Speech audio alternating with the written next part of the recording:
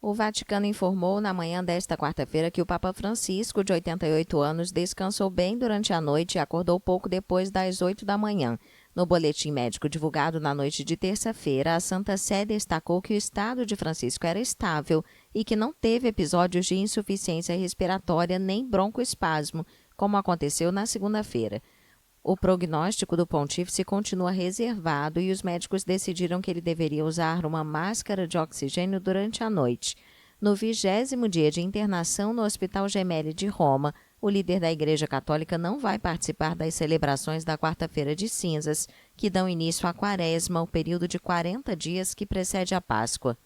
O Papa costuma presidir a missa deste dia, no qual os fiéis recebem uma cruz de cinzas na fronte. O pontífice argentino já havia perdido as celebrações da Quarta-feira de Cinzas em 2022 devido a uma dor aguda no joelho. Qual?